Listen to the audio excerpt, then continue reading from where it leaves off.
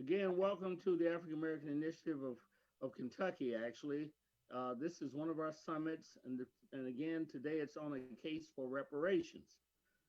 The call for reparations in the United States of America to compensate for a debt unpaid is not new. It was the enslavement of African peoples, the ruthless and brutal systematic exploitation of their labor, the legacy of racism that has denied full benefit and participation of the descendants of those Africans, and ultimately to this day, the denial of responsibility and the unfulfilled promise of a nation to right this wrong. The call for justice in this form continues. This raises a number of questions. Just what are reparations? Is it justified today? What forms might it take? And what does it mean for the descendants of those Africans that first stepped on the shores in 1619 of what would become this nation? Indeed, what does it mean for this nation? Here with us today, Dr. William A. Darity, a Duke University professor and writer, A. Kirsten Mullen, who are the co-authors of their book, Here to Eternity, From Here to Equality, Reparations for Black Americans in the 21st Century, a comprehensive analysis of reparations and the economic impacts of slavery. William A. Darity Jr., who's a PhD, is the Samuel Du Bois Cook Professor of Public Policy, African and African American Studies, and Economics, and the directors of the Samuel Du Bois School Cook Center on Social Equity at Duke University. A. Kirsten Mullen is a folklorist and the founder of Artifactual, an arts consulting practice, and Carolina Circuit Writers, a literary consortium that brings expressive writers of color to the Carolinas. Greetings, and thank you for being our guest here at this AAI Summit. We're delighted to have you. I guess the first question is the obvious question. Please let us know what led you to write From Here to Equality. Yeah. So, thank you very much, Representative. Thank you very much, Senator, State Senator Neal. It's a pleasure to be with you tonight. And we want to give special thanks to you and to your team for their invaluable support. So, for me, this work has been a long time coming. I was raised in a family that was very active in the civil rights movement. My mother's family in particular, my grandfather was a minister in Fort Worth, Texas, and he was an NAACP man, and he worked really hard to, have the majority, about, his members join individually the NAACP. In some ways, I feel like this work was, there for me before I was born. My mother was an undergraduate at Talladega College. And while she was there, the Ku Klux Klan burned a cross on the campus. When I was a young child, my mother took my sister and me to our first march in Fort Worth. And this was the summer that Viola Liuzzo and Father Jonathan Myrick Daniels were killed in Alabama. Both of them. She was killed during the marches to Selma. And so this was part of my family tradition to be, aware of what was going on around us and to speak up and speak out. And then many years later, after our first child was born, we took him to meet family members on my father's side. And my father's family is from the northwestern corner of Alabama, Lauderdale County.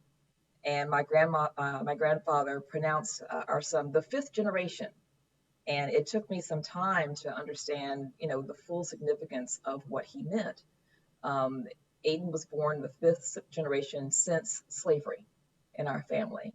And I later came to understand that in Lauderdale County and the three adjacent counties, some 18 Black people had been lynched between 1877 and 1943. And so it was really quite significant that we had survived, the Mullen family line had survived to the fifth generation. So, I believe I began to first write about this reparations and the need for a reparations movement in 2005.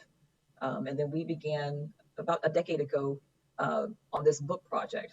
But Sandy has a somewhat similar, but also very different, path to this work. I think the similarity is that I was also raised by a family that was deeply engaged in the civil rights movement. My mother would take both my sister and I with her on marches that took place in the Research Triangle area, Chapel Hill, Durham, and Raleigh, North Carolina. But my own trajectory towards being involved in studying, researching, and advocating reparations involves a more personal story. I think circa 1989, if you had asked me whether or not we should be pursuing reparations, I would have said, well, I think it's probably a waste of time. It's morally a sound idea, but it's just never going to happen politically in the United States, and so why bother? And then I was approached by a colleague named Richard Franklin America, who was preparing a book called The Wealth of Races. And in that book, he had collected a series of essays by economists who were trying to calculate what the size of a reparations bill should be for African Americans. And Richard asked me if I would write the introduction to the book. And I told him just what I said a moment ago, that I thought that this was a futile effort because it's something that politically would never occur in the United States. And Richard said, well, read the essays, and write whatever you want to say in the introduction. So if you want to say that this is something that's a waste of time in the introduction, feel free to do so. So I read the essays, and the more that I read, the more I had the sense that the only way we could address the huge burdensome debt that had been imposed on this nation as a consequence of the atrocities that it had inflicted on Black Americans was through a reparations program. So even if the odds were extremely long, it was something that I would have to pursue. And so when I was approached by an editor at the UNC Press about preparing a book on reparations, after having done a series of articles for the previous decade or so, when I was approached by her, I immediately said, "This is a good idea." And then I asked Kirsten Mullen if she would co-author the book with me, because I thought that we were sufficiently like-minded, but we also had somewhat different skills to bring, since I'm more quantitative oriented, but Kirsten has a gift with accumulating and presenting stories. And we thought that both of those things should be dimensions of the book. And so that's how we got started on writing From Here to Equality. And it took us a decade to complete the book, but we view it as a labor of love, and we're very, very pleased to have it out in the world now.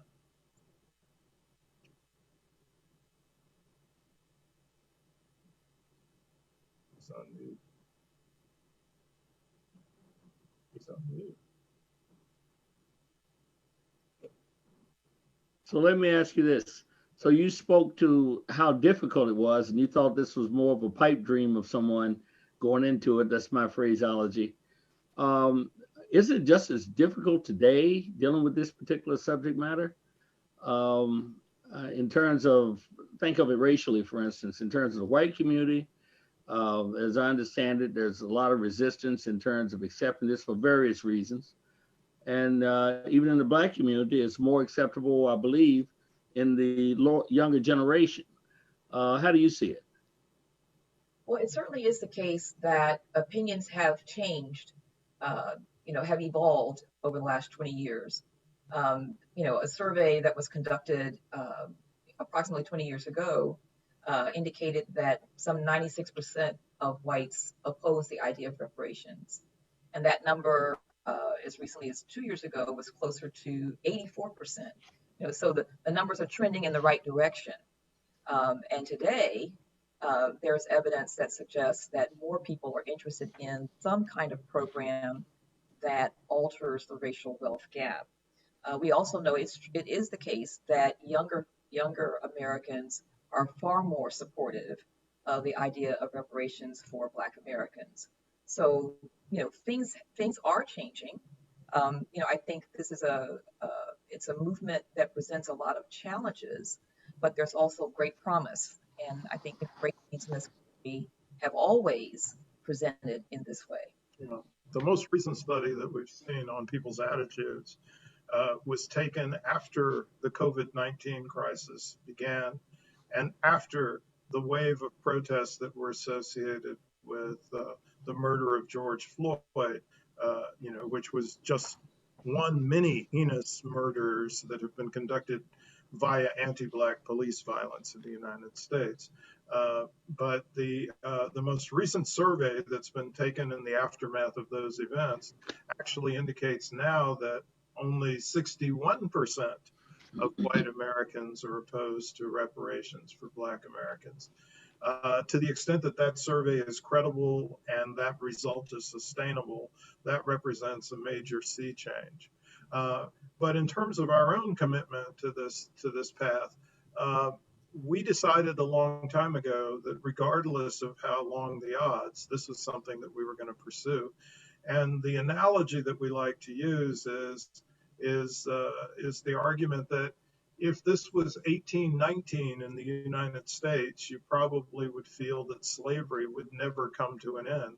But that would not mean that you should not fight to bring it to an end. And similarly, this is a positive act. We're not trying to fight to abolish something. We're trying to fight to inaugurate a program that would pay a debt that is long overdue. And so regardless of what the odds are, we're committed to doing the research, doing the work, and doing the advocacy for reparations for Black American descendants of U.S. slavery. Well, I'll tell you, interestingly enough, you're aware, of course, of Congressman John Conyers' efforts early in Congress with H.R. 40, which basically was to establish a commission to deal with various issues related to reparations.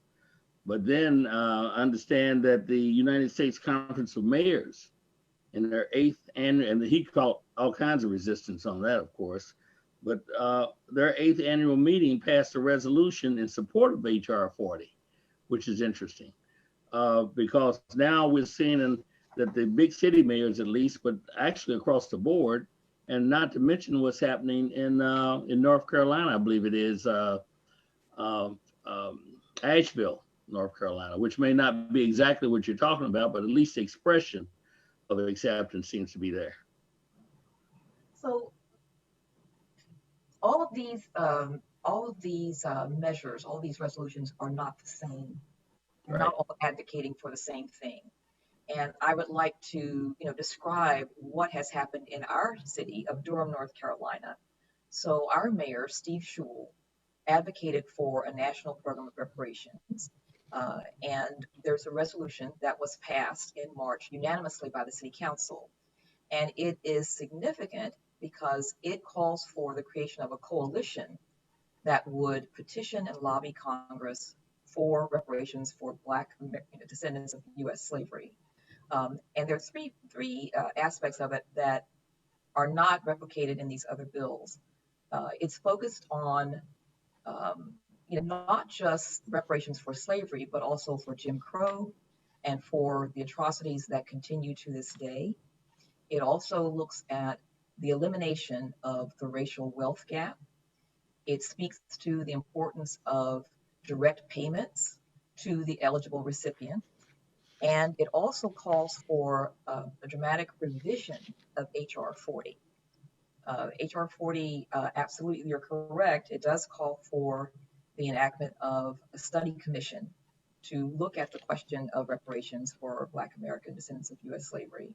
But there are a number of points in H.R. 40. I mean, the document is 30 years old. And there are a number of conceptual points that need to be re-examined, but also in recent years, there have been some troubling additions to HR 40 that absolutely need to be discussed. Do you want to speak to some of those in particular? Yeah. So, HR 40 in principle is a good idea, a prelude to the Japanese American reparations payments that were made because of the unjust incarceration of that community during World War II, was a commission. It was the Commission on Wartime Relocation and Internment of Civilians, and it accomplished two objectives. The first was it established that American officials knew that Japanese Americans were not a security threat, but still placed them in internment camps all across the country in relatively isolated places. But then the second thing that this report did, the report was called Personal Justice Denied. The second thing that this report accomplished was to provide Congress with a roadmap for establishing legislation to enact a reparations program for Japanese Americans. And so it's clear that something similar should be done for Black Americans, but unfortunately, the way in which HR 40 has been crafted and modified in recent years makes it an unsatisfactory bill. And one illustration of this is the fact that between 2015, 2016, and 2016 to 2017, the bill was changed so that the number of commissioners was increased from 7 to 13. At the same time, the budget for the bill was increased from $8 to $12 million. The additional 6 positions are supposed to be assigned to representatives of advocacy groups that have had a long-standing commitment to reparations. The difficulty here is it became apparent in recent days by examining the kinds of statements on the website for the National Coalition on Black Reparations in America, the organization that's known as NCOBRA, that they actually wrote the revisions to the bill between those 2 years in such a way that they would be inserted into the commission. And there are 2 sets of problems with that. One is a set of problems that are associated with the impropriety that's apparent from that. The bill provides for GS-18 level salaries for the commissioners, which is above the normal civil service scale and provides salaries in the vicinity of $200,000. So it looks like the organization and its allies wrote themselves into the bill for these relatively high salaries. So that's the impropriety. But the second problem is NCOBRA and its allies are not committed to the type of reparations program that would eliminate the racial wealth gap for Black American descendants of U.S. slavery by providing direct payments. And direct payments are essential because that's exactly how other reparations projects have been completed. Whether you're talking about the Japanese American case, whether you're talking about German reparations to victims of the Holocaust, whether you're talking about payments that the federal government made to families who lost loved ones in the 9/11 attacks when the US government was not the culpable party. In all of those instances, monetary payments were made to the victims. That's normally how we do it, and that's how we should do it for Black American descendants of U.S. slavery. And for our viewing audience, tell us who NCOBRA is. NCOBRA is the National Coalition on Black Reparations in America. It is an advocacy group for reparations that has been in existence since, I guess, the passing of Queen Mother Audley Moore, who was one of the important advocates of reparations. And they were there at the point in which John Conyers first drafted the original versions of HR 40. But unfortunately, their commitment to reparations is not of the sort that will lead to a commission report that will produce a comprehensive program of reparations. And so it's problematic that they have been wedged into the project in such a way that they potentially could actually control the outcome of the commission's activities and simultaneously receive very high salaries. Our view is that the commissioners should receive no payments, that they should have their expenses covered, their normal expenses covered for serving on the commission. There should be a paid professional staff for the commission, but the individual commissioners should not receive any form of compensation to avoid any sense of impropriety that's associated with the conduct of the commission's activities. And the commission should also have a deadline date for providing a report to Congress, and that deadline date should be within 18 months, so that there's not any prolonged period of failing to provide Congress with the appropriate guidelines for legislation that would enact an African American reparations program. 18 months was the time frame that the Japanese Commission on Wartime Relocation and Internment had. The commission was impaneled. They held hearings all across the country, wrote their report, all inside of 18 months. And we think that is a doable mission, and it's one that should be replicated. Well, let's go back a little bit. Let's get back to your book. Tell us what this book is about. Tell us what you started with. What journey were you taking people on educationally? I've read the book. It was very, very detailed. I did not expect it to be so detailed. Tell our viewing audience exactly what that journey is all about. What are you trying to tell us? So we'd like to talk a bit about the journey, but also to include some excerpts from the book, if we may. Of course. All right. Thank you so much. All right. So I'd like to start by reading the epigrams that open the first chapter of the book, From Here to Equality. The chapter title is A Political History of America's Black Reparations Movement. So we quote Ida B. Wells, the late 19th and early 20th century journalist, activist, and author. And so I'm going to read first the work of Ida B. Wells. The Civil War of 1861 to 65, she writes, ended slavery. It left us free, but it also left us homeless, penniless, ignorant, nameless, and friendless. Russia's liberated serfs were given 3 acres of land and agricultural implements with which to begin their career of liberty and independence.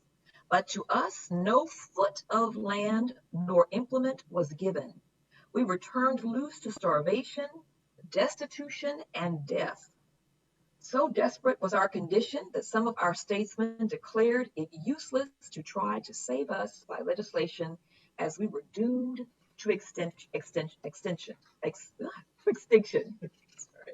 And so I want to read a second quote from the legal scholar Mirza Baradovan.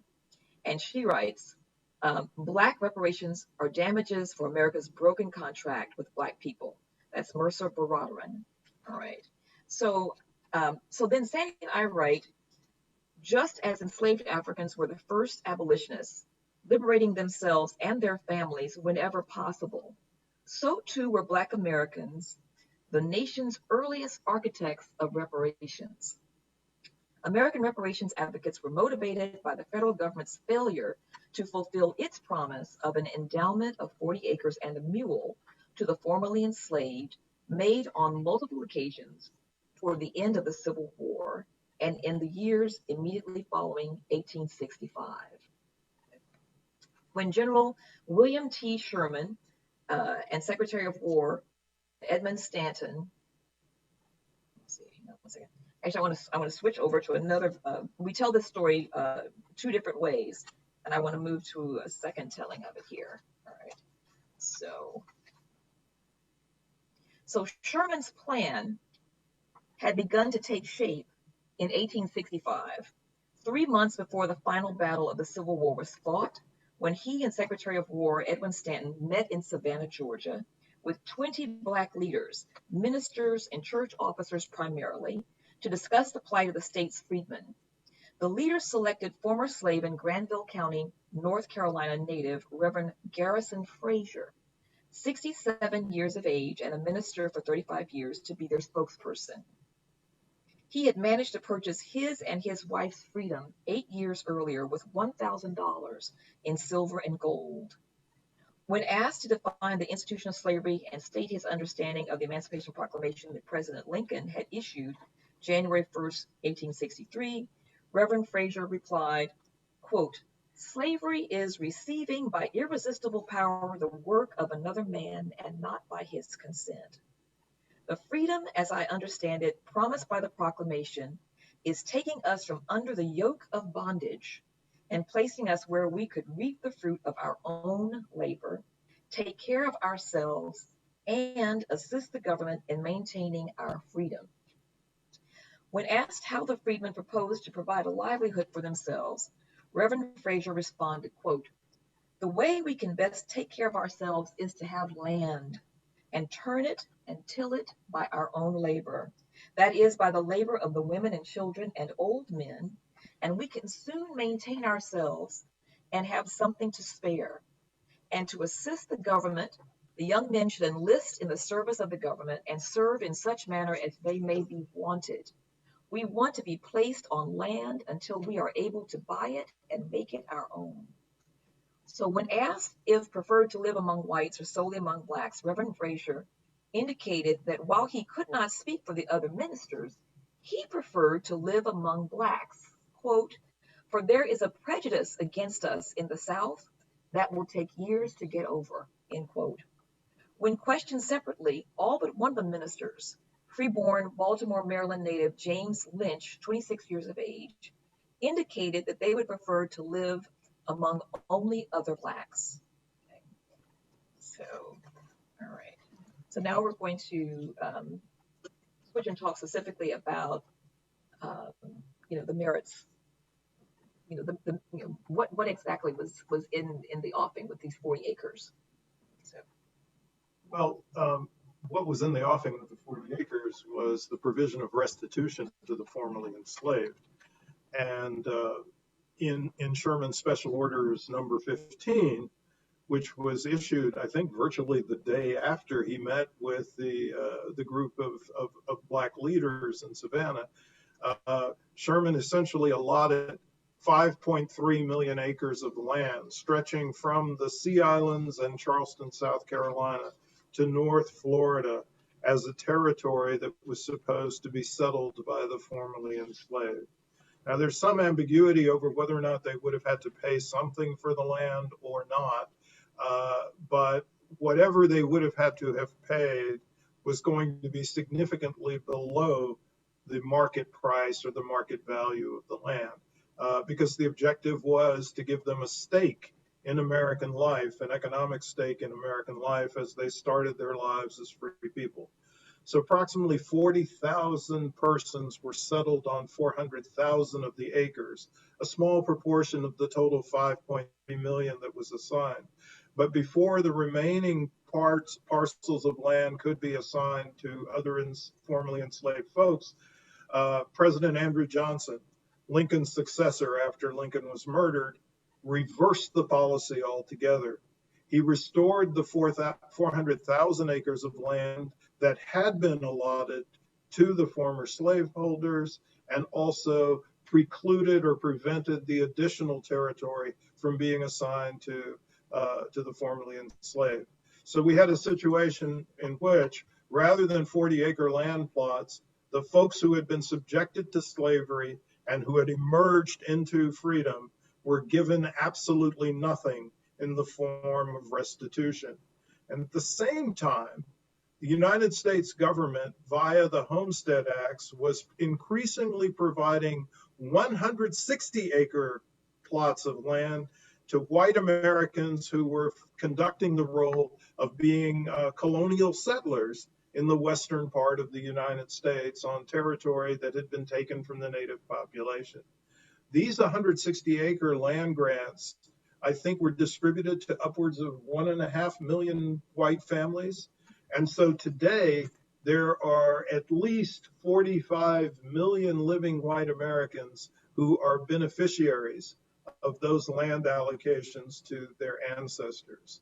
So white Americans are getting these substantial handouts of land in the western part of the United States, while Black Americans emerging from enslavement receive no restitution whatsoever.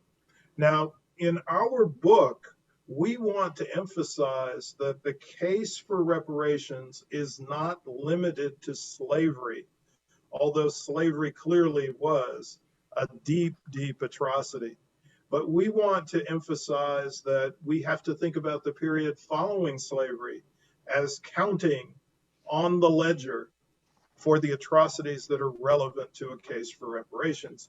And so we write the following in our book. From here to equality draws a thick line from the nation's origins to the present. The case we build in this volume is based on all three tiers or phases of injustice: slavery, American apartheid or Jim Crow, and the combined effects of present-day discrimination and the ongoing deprecation of Black lives. Most advocates of Black reparations have focused exclusively on the injustice of slavery as the basis for redress. Law professor Boris Bitker argued that the case for Black reparations should center solely on the harms of legalized segregation, while Roy L. Brooks, also a legal scholar, has argued that the foundation for Black reparations is the legacy of slavery and Jim Crow. We submit that the Bill of Particulars for Black reparations also must include contemporary ongoing injustices, injustices resulting in barriers and penalties for the Black descendants of persons enslaved in the United States. Sociologist Joe Fagan catalogs the continuing injuries inflicted on Black Americans, including wage penalties, physical and psycho-emotional health wounds, and community and institutional damages. Despite the Brown versus Board of Education decision in 1954, a wave of federal legislation in the 1960s and 1970s intended to eliminate legal apartheid in the United States, and the enactment of anti-discrimination laws, Blacks continue to bear the weight of American racism. That burden is manifest in labor market discrimination, grossly attenuated wealth, confinement to neighborhoods with lower levels of amenities and safety, disproportionate exposure to inferior schooling, significantly greater danger in encounters with the police and the criminal justice system writ large, and a general social disdain for the value of Black people's lives. The legal apparatus created by the Civil Rights Revolution does little to address the complex web of harms imposed upon Black Americans today. Taken individually, any one of these three tiers of injustice, slavery, the regime of legal segregation and subordination, and current discrimination, makes a powerful case for Black reparations. Taken collectively, they are impossible to ignore. Wow, let me tell you something. Just in that examination, that presentation right there, it sort of upends the argument of current day society that we have nothing to do with this. Yes. We have nothing to do with this. Yes. This ties it, this links the past and its legacy, the present, together. That makes it a responsibility not only of what didn't happen then, but what's not happening and should happen now in the interest of justice. Did I say it right? In a tragic, unbroken chain of events, unfortunately. Yeah, and you know, I would add that people frequently complain that there are no living victims of slavery. Yeah. Well, that's true, although the effects of slavery are still present in our society, but there certainly are living victims of the Jim Crow period. You know, I would suspect that all of us who are involved in this conversation were alive during the Jim Crow years. I mean, the first decade or so of my life was under legal segregation in the United States. And people like Mitch McConnell, who say that there's nobody living today who was a slave and nobody living today who was a slaveholder, also were very much alive during the Jim Crow years. And so we do have living victims of the Jim Crow period. Now, of course, if they wait long enough, all of us will not be alive, and they can say that there are no more living victims. But one of the points we make in the book is a national act of procrastination is not a justification for failing to pay the debt. Yeah, I think that's a very strong argument. You know, the other thing that strikes me is that you've also drawn the line from then all the way to the protest movement, protest expressions of the day that are currently going on. It's a line that goes right through it, from the civil rights movement, way before that, of course, but through the civil rights movement, even to today. Does that ring a bell? Yes, absolutely. Yeah. Well, the other thing that strikes me, and I think some people would raise the argument, they would say that, well, the wealth that was built upon slavery, and I think what you just said might cut a hole into this, was primarily in the North, not in, the slavery, the benefit was in the South, which basically didn't get the benefits that the North got, that didn't have this structure of slavery, of enslavement and building wealth on top of that. What do you say to that? I mean, the financial ties between the North and the South were many. You had in Connecticut, at one point, half of all businesses owned at least one Black body, right? And in New York, you had many, many, many institutions that owned human chattel. Cotton was the basis of, the New York Stock Exchange. And there was a moment when New York was threatening to withdraw from the Union at the onset of the Civil War, because of their connections, their financial ties to the South.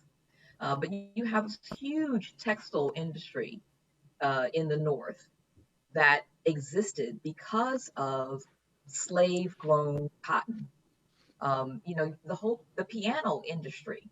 You've got ivory coming from the coast, and slaves transporting this ivory so that we could have pianos. There's all kinds of ways that we see that slavery was this global economy. People will say, well, my family, we didn't own slaves, or we were not involved in that. But the truth of the matter is many, many, many families were involved in supporting the institution. Say your family made shoes and you were supplying shoes for all of these, thousands of enslaved Black people, or you made ships' masts. We know that the Hartford, Connecticut Courant newspaper, which has been in existence for several centuries, was one of the many newspapers that carried ads for runaway slaves, but also ads for ship's captains for slave ships. They would not have had the kind of financial stability that allowed them to come forward across the centuries had it not been for their inextricable ties to slavery and the slave trade. And many people say, well, my family got here after slavery was over, so we shouldn't bear any responsibility for what occurred. And we tend to argue that if you migrate to a country, you migrate to its history and its responsibilities. But we also say the following in the pages of From Here to Equality. All those who subsequently migrated to the United States have moved to a country whose contemporary promise of opportunity is anchored in its history of exploitation of Black lives. The slave trade and slavery extended their tendrils into every fissure of the American economy, producing a hothouse effect that created vast national wealth. America's economic success was built by the unrelenting enslavement of Black people. One can hypothesize a counterfactual chain of events where American economic growth took place without slavery, but this is the actual way in which it all began. Wow. Well, let's go to the guts of the economic argument here, the wealth gap. Um, Explain that in the context of what you're talking about here. What is so essential about that? How does that work? What does that look like? Why has it still sustained itself to this point? So, Sandy spoke a little bit earlier about the 1862 Homestead Act. This is a piece of federal legislation that was in place for a little over 70 years. And, it allocated, 160 acre plots of land to basically white Americans, many of whom were new immigrants to the country, right? The assumption was that these were individuals who had not supported the Confederate effort, but it's not entirely clear, what kind of, eligibility standards, were extracted at the time, were created at the time. So we know that the Homestead Act basically provided 287 million acres of land for this program. And so, to help your listeners, kind of wrap our brains around that, we're talking about a landmass the size of Washington State, Oregon, California, Nevada, and Massachusetts. Or put another way, all of California and all of Texas. That's a tremendous amount of land. And so this is property that these families, owned outright. They could farm them for their own purposes, but they could also, make the fruits of their labor available for sale. They could subdivide part of the property, but significantly, they could leverage it. They were people of means, and they would recognize their community as people of means, and they could pass that land, that asset, onto their children. And this is, the main significance of, why this is so important, because Black Americans were not allowed to do that. And so, for many years, Blacks couldn't even own property. And then you had a whole, decades of lynchings. And, we know that Black Americans did create cities, they did create business districts, they did have a commercial life, but in many instances, those very visible, very successful communities were burned out. They were targeted because they were successful. So you had, just incredible, all these forces working against Black Americans being able to, to translate, to hold on to their assets and pass them on to their children. And we know it's this intergenerational effects, the cumulative intergenerational effects of white supremacy, transferred across these just different generations. This is how these white families end up with the wealth they have today and Blacks without. And I think one of the things that we think is really important to talk about is that, we're imagining that many white Americans aren't even aware that the wealth that their families have today quite possibly began in the 1800s. And I think that's something that people need to know.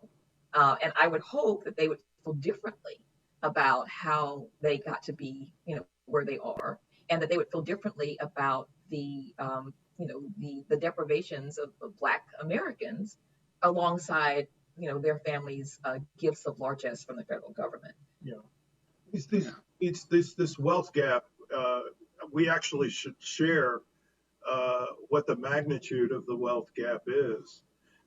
So Black Americans today constitute about 13% of the nation's population, but own about 2.5% of the nation's wealth. And that translates into a situation where the average Black household has a net worth that is $800,000 less than the net worth of the average white household.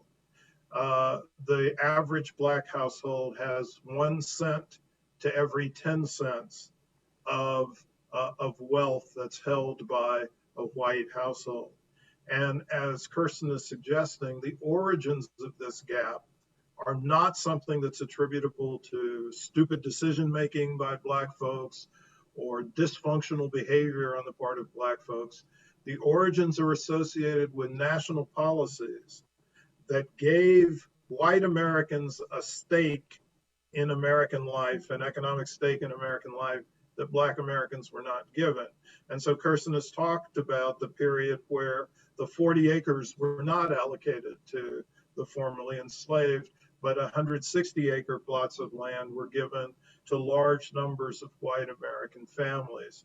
But in addition, there's the subsequent destruction of Black property when it was actually accumulated, particularly in locations like Tulsa, Oklahoma in 1921, Wilmington, North Carolina in 1898, Rosewood, Florida in 1923, 35 or 36 cities or towns in the year 1919 alone, which led it to be called the Red Summer of 1919.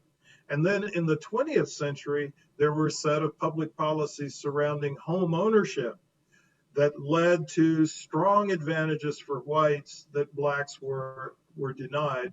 And this includes the practices of restrictive covenants, redlining, predatory pricing in home loan markets, as well as the discriminatory and uneven application of the GI Bill in the aftermath of World War II.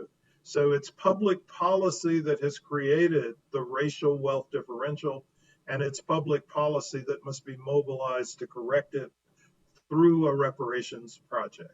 You know, I might add to that, consistent with your argument here, two comments. One, urban renewal. Yeah. Yes. Big policy. It wiped out the business district, the Black business district in Louisville, Kentucky. Wiped it out. That was it. It wiped it never recovered In our town, in our hometown of Durham, North Carolina as well. I mean, here were these communities that Black people were forced to live in, right? You had to live in the segregated space, but when that very community became the targets for gentrification, for renewal, then Blacks once again were displaced. Yeah. Exactly. And unless public policy is intentional, I mean, change is inevitable, but unless it's intentional, then the same patterns will persist. Right. Yeah. Well, everyone, as you said, change is inevitable, but the Black community should not disproportionately bear the burden of having to adjust to all of these changes. Or if that were the case, then they should be compensated. Exactly. Well, I'll tell you, there's an organization called the National Association of Real Estate Brokers. I don't know if you're familiar with it. It's called NARAB. And it has chapters all over the United States. And they're confirming exactly what you're saying. They're in the business of that, and they're confirming that. I've heard this repeated by them from time to time. Let me go a little deeper. What are some of the major mistaken beliefs people have about the causes of the Black-white wealth gap? What are the mistaken beliefs? So one of the most notorious is people who argue that the Black-white wealth gap is attributable to the fact that Black folks are not as well educated as white folks, and that if we could just improve Black education, then we could eliminate the racial wealth gap.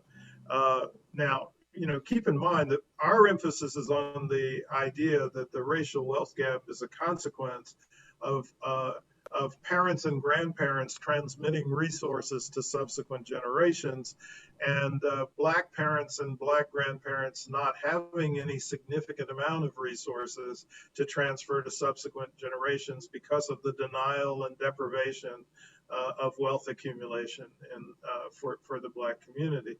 So if we start thinking about this issue, we have to be concerned about the fact that we need public policy to be introduced in such a way that we can alter that intergenerational transmission process. That's vital. I don't know if you have another thought about this. Please continue. Yeah. I mean, you're asking how we got to here. Well, I'm just thinking that there's a lot of people they hear the word reparation. Yeah. And you have eloquently in your book drew that line and that thing through there. But still, you have a number of people running around with not really understanding what this is, Yeah. So what it's about, in the why it's second justified, etc. Yeah, in the second chapter of our book, we talk in detail about what people believe about why the racial wealth gap exists. And then we attempt to talk about what the reality is in terms of explaining it. So, one of the things I just mentioned was the education argument. And what we demonstrate in the book is that Blacks who are heads of households with a college degree have 2/3 of the net worth of white heads of household who never finished high school. So the education explanation doesn't wash. Another one that's very popular is the argument that it's because there are so many single parent families in the Black community, that the Black community doesn't have the same kind of family structure that would promote wealth accumulation because there are so many families that are headed by women in particular. But if we look at the data here, we find that white households with a single parent have more than 2 times the wealth of Black households that have 2 parents. Another argument, and Blacks are profligate, that's one. Yeah, so that's the other one, that Black people spend too much. It's kind of the bling factor argument, right? Well, the evidence doesn't bear that out either. I think a lot of people talk about bad Black spending habits, and they talk about our failure to spend wisely, and that we have all this spending power that we don't exercise properly. But in point of fact, if you take into account households with similar levels of income, white households actually spend 1.3 times as much as Black households. And if you were to compare households with similar levels of income, there's no significant difference in savings rates between Black and white households. In fact, in some categories of income, the Black savings rate is actually slightly higher. Why is it that white households can spend 1.3 times more for a given level of income? Again, it's because white households have much higher levels of wealth. And so that's the key differential in terms of full economic participation in the United States. I think we'd like to say that the claim for reparations is a claim for the material conditions of full citizenship for Black Americans, full citizenship that we consistently have been denied in the aftermath of the Civil War. I mean, we have to say that wealth, which is the difference between what you own and what you owe, is that cushion, that nest egg that makes it possible for you to move into a neighborhood that has really good schools. Or if that's not possible, to send your child to a private school if you desire. Wealth is the asset that makes it possible for you to pay an unexpected medical bill, to pay to have your car repaired, out of the blue. It is a thing that makes it possible, if you so desire, to participate more fully in the political world. You can, contribute to political campaigns. If you were able to purchase a house that was large enough for your family to socially distance, or you could take in relatives if you chose who could not do so. Wealth provides a tremendous reserve that enables one to manage not just the day-to-day, but the inevitable emergencies, the unexpected things that happen, like what we're dealing with today with COVID. Yeah, but also wealth permits you to take on certain kinds of risk that might permit you to accumulate additional wealth.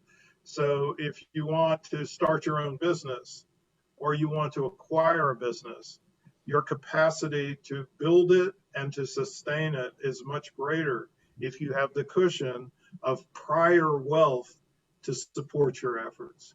In effect, what you're saying, it affects every single aspect of your lives.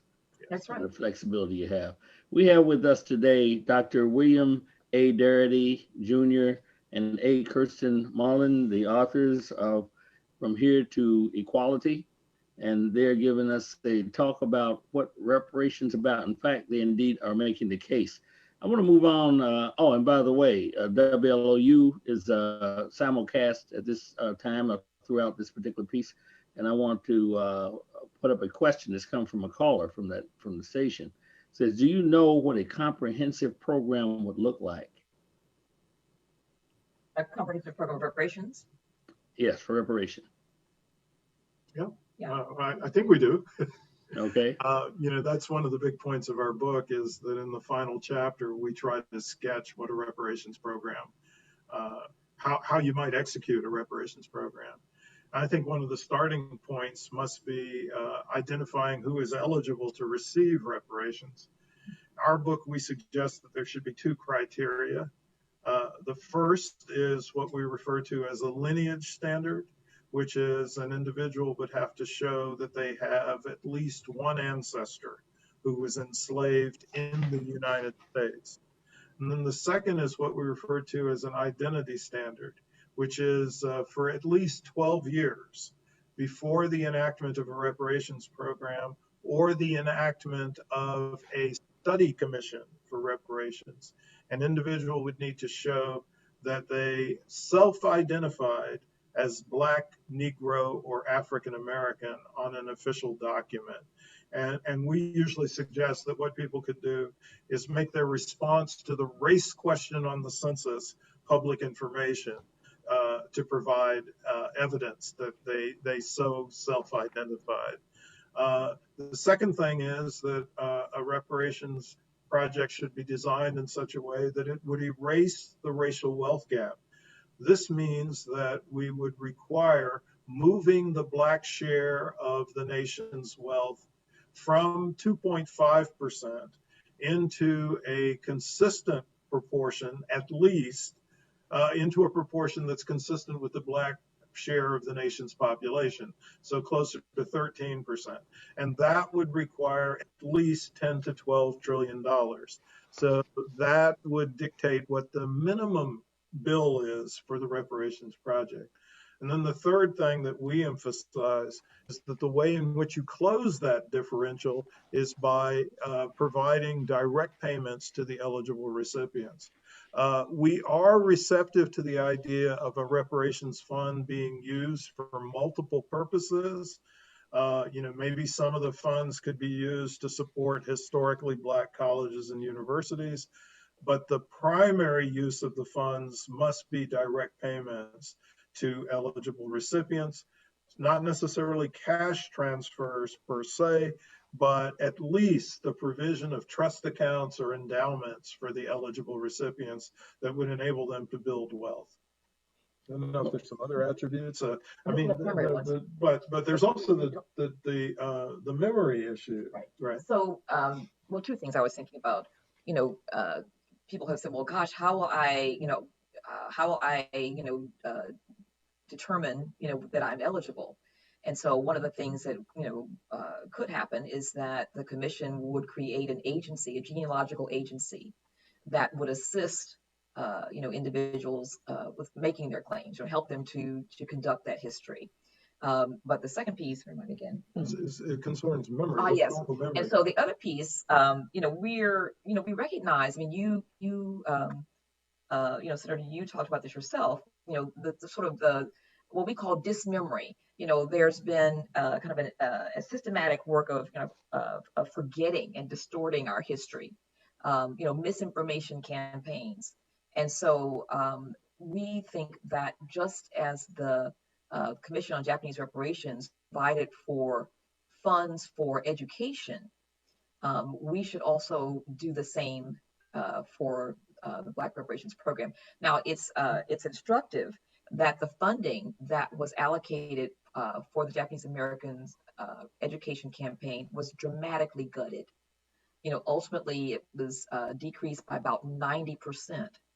And I think it's really unfortunate because, had the country, especially school kids, been taught about that travesty, there might have been, today, far greater empathy and understanding of the need for Black reparations.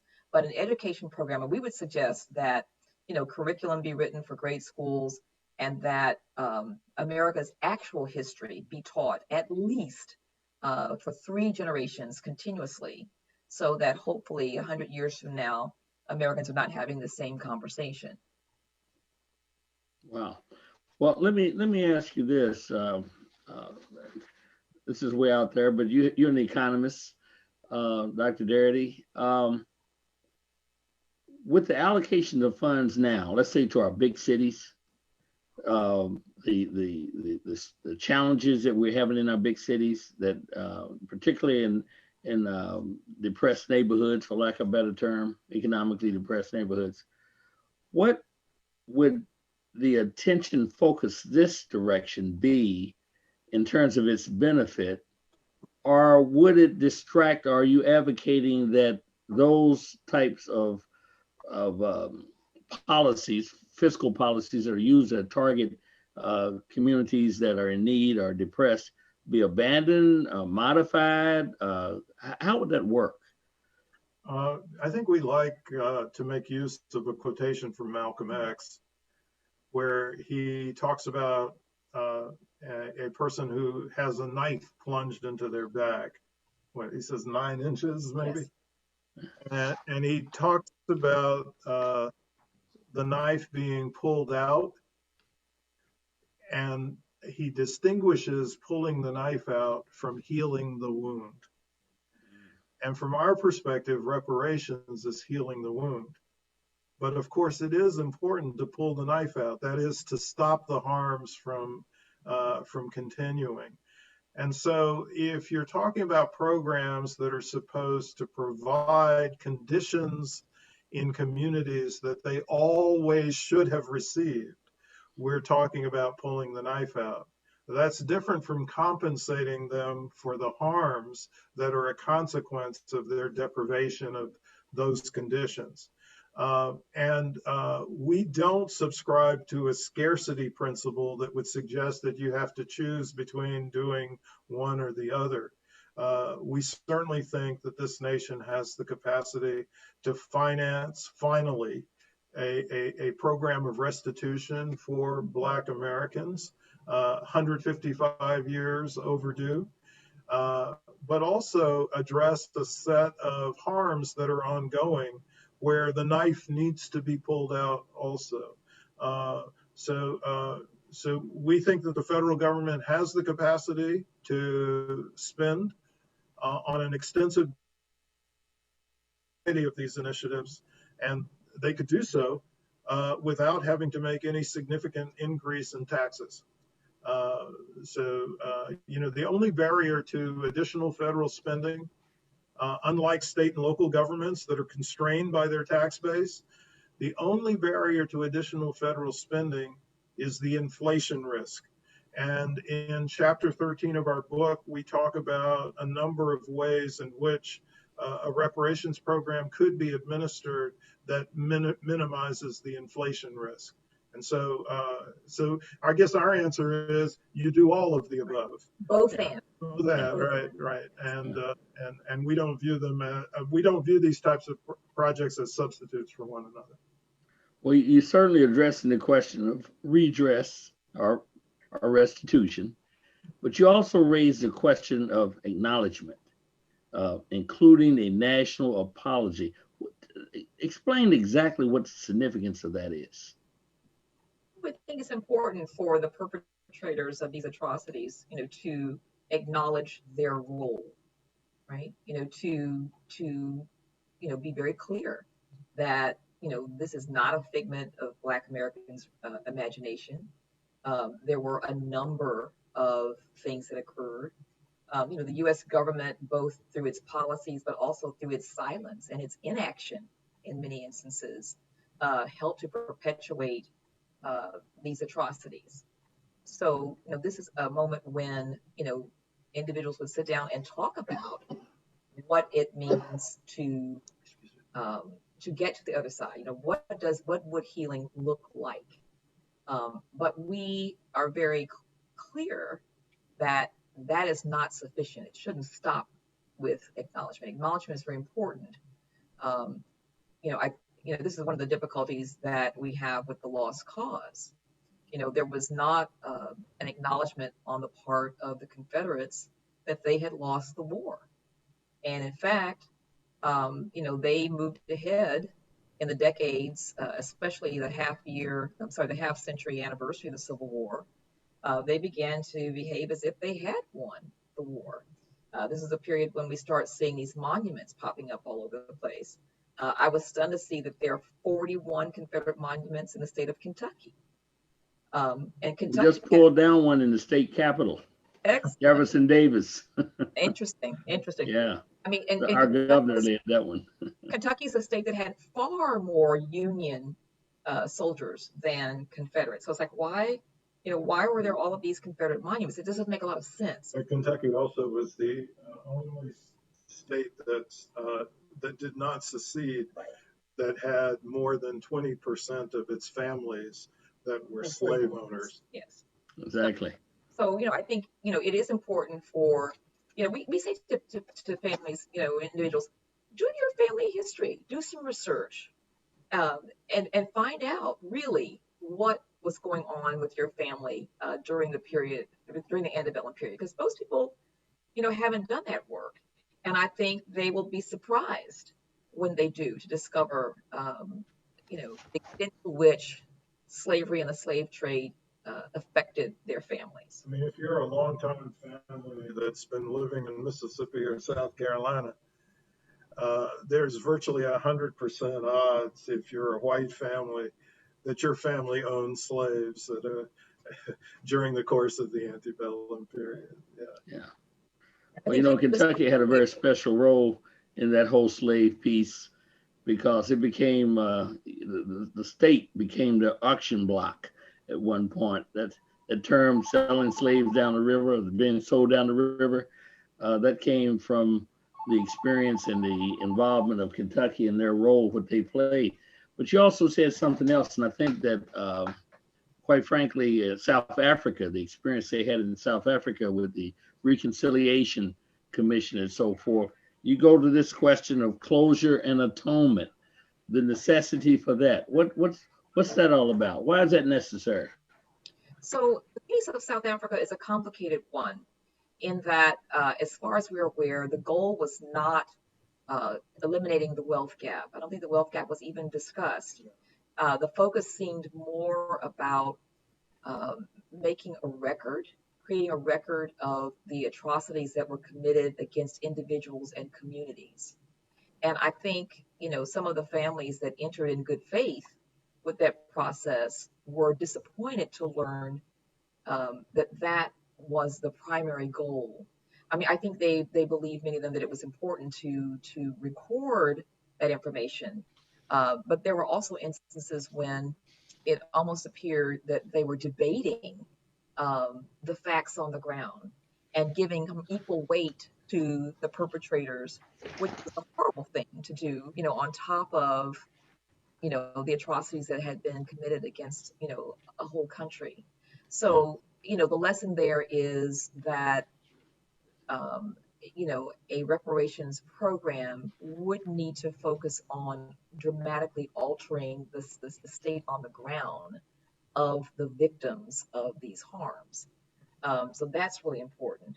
I think Truth and Reconciliation Commissions have a tendency to produce confessionals, but without any tangible material benefits or compensation for the victims.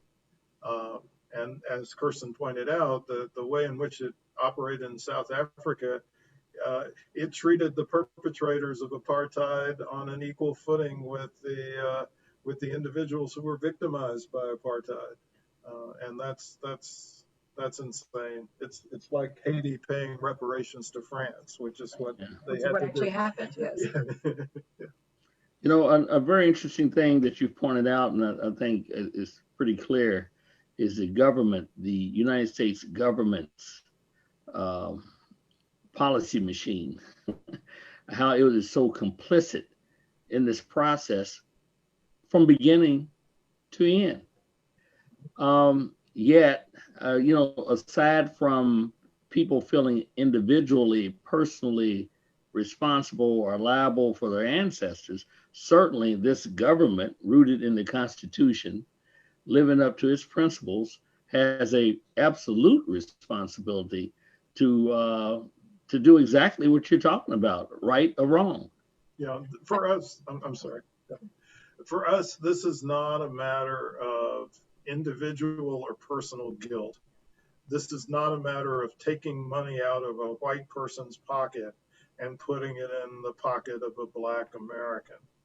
This is a matter of national responsibility, and it is a responsibility that has to be fulfilled by the federal government rather than any individual, organization, person, corporation, college, or university. In fact, what we would hope is individuals or organizations that have complicity with America's racial atrocities would come together and promote federal legislation for a comprehensive plan for reparations for Black American descendants of U.S. slavery. I mean, there absolutely is a role for individuals to play, that they can advocate for a national reparations program, and they can petition and lobby Congress, but they can also, approach the various organizations to which they belong, the groups to which they're affiliated, and encourage them as well to press for this national program of reparations for Black American descendants of U.S. slavery. Also, get your own house in order. That's, yes. I teach at Duke University, and we have a host of issues surrounding the exclusion of Black scholars from various departments. And this is something that we need to address at the same time that I would hope that the institution would also become supportive of reparations at the national level. Yeah. Well, certainly, I would see many in the country, whether they're, well, I would say white primarily, can't get a grip on this. They probably feel some kind of, they're being attacked or being asked to give up something that they have no responsibility for. But yet, what I'm hearing here is that everybody really has a responsibility here. Nobody's outside of this. It's a collective responsibility. Because all the institutions and all the people who benefit versus those who don't are still in that same pot, experiencing those gains or deficits out of this historical reality. That's true. Well, I think that's what's very important about your book here. I think it's the first time that I saw, the economic piece tied, interwoven in there so richly and documented. And I thought it was very persuasive in that particular regard. So tell us, yes, what do you think is the central thing in this book? What's the takeaways? The 1, 2, 3 takeaways. Is it your main points? Are there some things you haven't said here that you just got to, somebody's got to leave with that thought that's burning in your consciousness right now? I don't know if it's the main point, but I think it's really important for us to understand that, there were programmatic, systematic efforts put in place that resulted in all of us having these misperceptions of American history. We were surprised to learn about the role of the United Daughters of the Confederacy and the Daughters of the American Revolution in literally rewriting American history. I mean, they identified authors whose points of view were more in line with theirs, which was to say that, slavery was not at all the reason for the Civil War, or that Black people were delighted to be enslaved, or that, their leaders were patriots. I had no idea that there had been a campaign both to identify authors who hewed the line, but also to blackball authors who did not. I was very aware, that organizations like the Ku Klux Klan just wiped out individuals whose recollections of what had happened differed from theirs. I was very aware that, you know, Well, Black, they might have shared the same recollection, well, but but they were, they didn't want that recollection to be exactly. the historical record. Yeah. Yeah. Anyone who was advocating for Black suffrage or the rights of Black people, to purchase property, to sit on juries, or to negotiate contracts with whites, these were people who were targeted. And, I think many people don't know that story. We don't talk about Reconstruction hardly at all. I mean, that was maybe a huge bit of revelation and just excitement for us to learn about these 7 mystic years when Blacks and whites co-governed. And, this is a period when, Black legislators pushed for public schools, which came into being for the first time for Black and white children. This was a period when probably the largest percentage of poor whites voted, because the poll taxes and all of these various barriers to voting were removed. They've since been put back in place, and and the numbers of votership have fallen. So I mean, that was a very exciting a time, and we should talk about it more. People should understand that things have not always been the way they are today. We have had periods where, as I said earlier, times when there were great challenges, but some terrific promise came out of it. Mm-hmm. And that was one such period. And that no one's absolved. Right. Because if you think about it, Andrew Johnson was a Republican. And it was the Democratic Party that controlled the Southern legislatures for many, many years. Today, the Republican Party is not the party of Abraham Lincoln, it's the party of Strom Thurmond.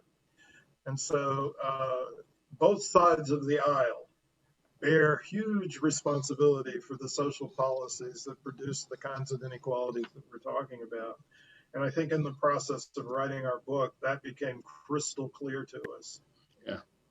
Well, I think something that you said just really strikes a chord here. We have a tendency to think that, well, we didn't live back in that period, so why would we remember these things? Why would these things be central to our lives?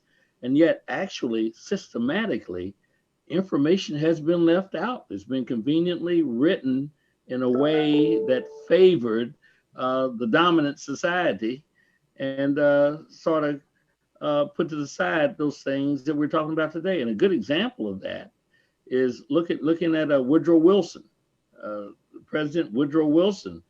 Some folks look back and they think about what the United Nations and all the great things that he did. But if you really look at him, this guy wasn't about racist. Yeah. At the time. I mean, outspoken racist.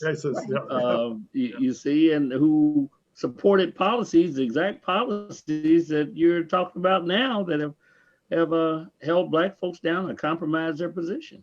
So this historical piece is important, and I think this is going to be. I think that's what this program is about. But I think that's going to be part of our task. We can't just throw out a word. We can't just throw out a concept. There's a whole educational process that has to be undertaken through the whole thing. And I'm just so glad that you wrote this book, because I have been educated. And I read all the time. I've taught in universities, and yet I picked up that book and I was inspired by it. It caught my attention, and I certainly recommend it. I normally don't even talk like this in a place like this, but it's worthy. It's worthy of attention. There's no question about this. Well, we're grateful to have joined you all on AAI this evening, and thank you for such a thorough interrogation about our book. We hope folks who are listening will also go out and try to read the book as well. So, well, I'm sure they benefited from this exchange for sure. And I just want to say thank you so very much for joining us today. At some point, I'm going to come back at some point, because I know there's another chapter coming.